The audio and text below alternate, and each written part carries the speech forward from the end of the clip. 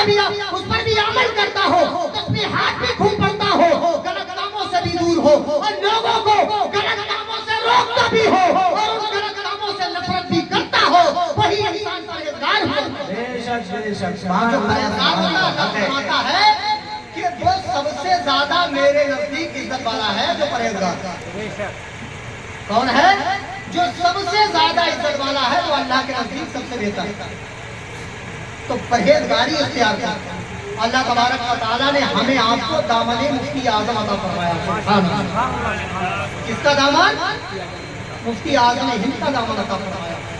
اتنی بافیض، اتنی روحانی شخصیت کا دامن کہ جن کے عرص پاک میں ہمارا تمام کے تمام جمع ہیں۔ اللہ تبارک و تعالیٰ سرکار مفتی اعظم کے فیض و برکات سے مالا مال فرمائے ہم تمام۔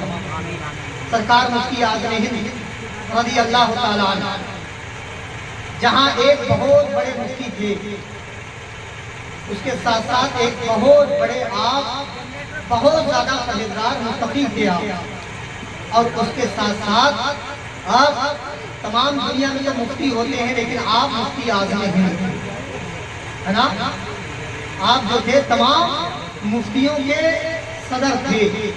تو اللہ تبارک و تعالیٰ نے سرکار مفتی اعظم کو اتنے تصرفات عطا فرمائے، جہاں آپ علمی شخصیت تھے وہاں پر آپ روحانی شخصیت کے بھی مالک تھے۔ سرکار مفتی اعظم ہند رضی اللہ تعالیٰ عنہ کی بہت ساری کرامات بھی دنیا میں ہے، لیکن میں سرکار مفتی اعظم ہند کی سب سے بڑی کرامت آپ کو بتاؤں۔ سرکار مفتی اعظم ہند کی سب سے بڑی کرامت اگر کوئی ہے تو وہ یہ ہے کہ آپ خود بھی شریعت پر چلے اور اپنے مریدین کو بھی شریعت پر چلنے کا حکم دیا۔ یہ سب سے بڑی کرامت ہے۔ ایک بزرگ گزرے، ان کا نام میرے ذہن میں نہیں ہے، ان کی شہرت سن کر کے ایک انسان ان کی سنی تھی کہ بہت ساری کرامتیں ہیں، بڑے اچھے ولی ہیں اللہ کے، سن کر کے آیا کہ میں ان سے مرید ہوں۔ آیا، آنے کے بعد کافی دن تک ان کے پاس رہا، کوئی کرامت نہیں دیکھی، چلنے لگا اور کہنے لگا کہ میں نے آپ کی کوئی کرامت نہیں دیکھی، آپ سے میں مرید ہونے کے لیے آیا۔ ان بزرگ نے ارشاد فرمایا، یہ بتا تو نے اتنے دن میرے پاس رہا، کوئی کرامت نہیں دیکھی، یہ بتا تم نے شریعت کے خلاف اٹھتے ہوئے میرا کوئی قدم دیکھا؟ تو کہنے لگا کہ نہ شریعت کے خلاف کوئی قدم اٹھتے ہوئے نہیں دیکھا۔ تو ان بزرگ نے فرمایا یہی تو سب سے بڑی کرامت ہو رہا ہے، یہی تو سب سے بڑی کرامت ہے۔ تو سرکار مفتی اعظم ہند کی بارگاہ میں جو گیا ہے، اگر اس نے ظاہر میں کوئی کرامت دیکھی ہو نہ دیکھی ہو، لیکن سرکار مفتی اعظم ہند کو اس نے شریعت کا پردہ دیکھا ہوگا، شریعت کے تحت زندگی گزارتا ہوئے دیکھا ہوگا۔ یہ تو فرائض تو بہت دور کی بات ہے، کبھی آپ سے نفی نہیں جڑے، کبھی مستحبات آپ سے ترک نہیں ہوئی، تو فرائض تو بہت بڑی بات ہے۔ تو سرکار مفتی اعظم ہند اتنے بڑے پرہیزگار اور متقی، جو بریلی کے سرکار سیدھی سرکار اعلیٰ حضرت کے شہزادے کی ذات ہے، آپ کی ذات ہے، آپ کی بارگاہ میں ایک مرتبہ مظہر اسلام بریلی شریف کے اندر مدرسہ ہے، اس کی بنیاد رکھی گئی، مدرسہ بن گیا۔ اس کے بعد میں جشن دستار بندی وغیرہ کے پروگرام ہوئے تو وہاں پر ایک عالم صاحب تقریر کر رہے تھے، سرکار مفتی اعظم ہند تشریف فرما بیٹھے ہوئے ہیں، کچھ دیر وہ تقریر کرنے لگے تو حضرت سلیمان فارسی رضی اللہ تعالیٰ عنہ یا کسی صحابی رسول کا وہ واقعہ بیان کر رہے تھے، اور کون سے واقعات بیان کر رہے تھے؟ جو ان کے ایمان لانے سے پہلے کے واقعات۔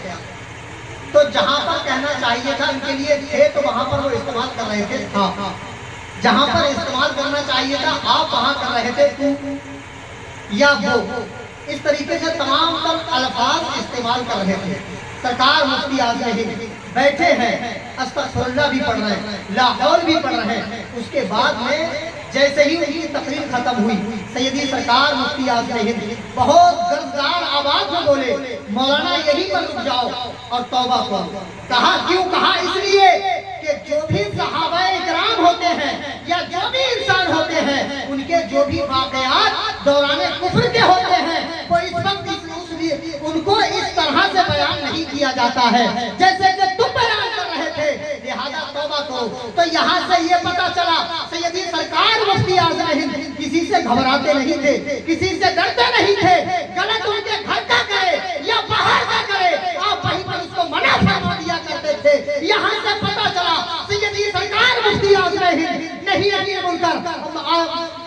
بھی مصداق تھے، یعنی آپ بھلائیوں کا حکم دیتے تھے اور برائیوں سے روکا کرتے تھے، آپ اس کے بھی مصداق تھے۔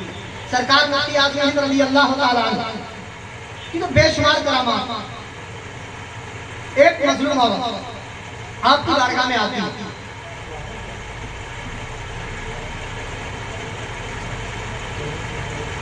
مجھے پاک میں اللہ صلی اللہ علیہ وسلم صلاۃ و سلام علیک یا رسول اللہ صلی اللہ علیہ وسلم آتی ہے، اور آنے کے بعد بچے بھی چھوٹے چھوٹے ساتھ میں حضور سیدی سرکار مفتی اعظم کی بارگاہ میں آئی اور کہنے لگی کہ میرے شوہر کو بنا وجہ پولیس اٹھا لے گئی، پھانسی کی سزا ہوگی، لہذا آپ دعا کریں کہ اللہ تبارک و تعالیٰ انہیں اس پھانسی کے پھندے سے بچا لے۔ اتنی بات کہی اور بہت زیادہ رونے لگے۔ سیدی سرکار مفتی اعظم نے اسے ایک تعبیر عطا فرمائی، تعبیر دیا کہ جا پھانسی نہیں ہوگی۔ کیا ارشاد فرمایا کہ جا پھانسی نہیں ہوگی۔ اتنا کہا، کہنے کے بعد اتنا ارشاد فرمایا، عورت کہنے کے بعد جیل جاتی ہے اور اپنے شوہر سے ملاقات کرتی ہے اور وہ تعبیر ان کے جیب میں رکھ دیتی ہے اور کہتی ہے کہ بریلی کے بہت بڑے بزرگ سے ملاقات ہوئی جنہوں نے ارشاد فرمایا ہے کہ جا تیرے شوہر کو پھانسی نہیں ہوگی۔ کہا اچھا، تاریخ متعین ہو گئی، تاریخ بھی متعین ہے، سب کچھ متعین ہو گیا۔ اس آدمی کو پھانسی کے لیے لے جایا گیا، جلاد نے اس کو پھانسی کا پھندا بھی گلے میں ڈال دیا۔ اچانک کیا ہوتا ہے کہ بتی چلی جاتی ہے۔ جب بتی چلی گئی جج بول پڑا، کہنے لگا کہ اب وقت ختم ہو گیا، ابھی اس کا مقدمہ اور چلے گا۔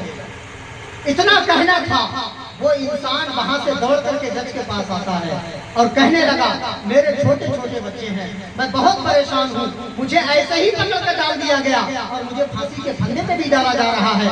جج کو جو ہے وہ اس کا دل بھی ابھر آیا، آنکھیں بھی ابھر آئیں، رونے لگا اور اس نے کیا کیا، وہیں پر اس کا مقدمہ ختم فرما دیا اور کہا جا تجھے پھانسی نہیں ہوگی۔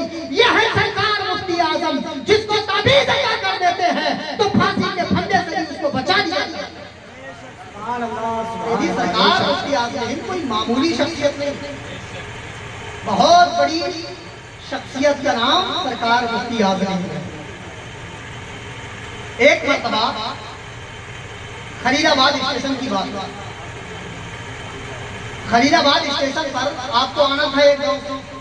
پہلے لوگ کیا کرتے تھے کہ یا تو پالکی میں یا بیل گاڑی سے اسٹیشن سے لاتے تھے اور اسٹیشن سے ہی لے جاتے تھے۔ سرکار مفتی اعظم ہند علیہ رضوان ایک گاؤں میں موجود تھے اور گاؤں میں موجود تھے، وہاں پر مسافہ کرنے والوں کی لائن لگی ہوئی تھی، قطار لگی ہوئی تھی، سب مسافہ کر رہے ہیں۔ سرکار مفتی اعظم گھڑی کو بھی دیکھ رہے کہ وقت ہوتا جا رہا ہے، وقت بڑھ رہا ہے، ٹرین کا وقت قریب ہے، لہذا وقت بہت قریب آ گیا۔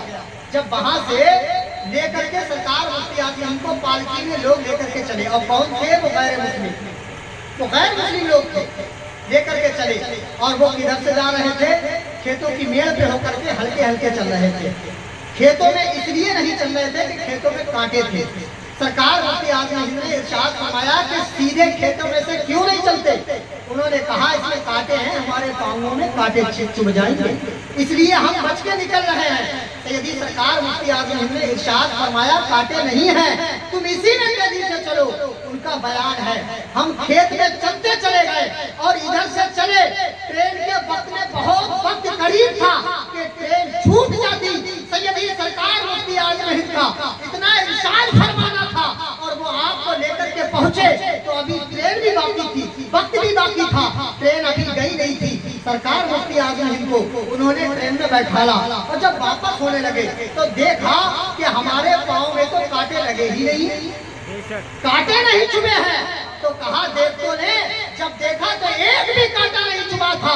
کہا اچھا اب ادھر سے چلتے ہیں، ادھر سے دیکھیں گے۔ جب ادھر سے گئے تو کھیت میں چل ہی نہیں پا رہے تھے، ان کے اتنے کانٹے چبھ رہے تھے۔ تو میں یہ کہنا چاہتا ہوں جو سرکار مفتی اعظم ہند کے دامن سے وابستہ ہیں، ان کے دامن سے لپٹے ہوئے ہیں، کل میدان محشر میں یقین ہے سرکار مفتی اعظم کے وسیلے سے ہم اور آپ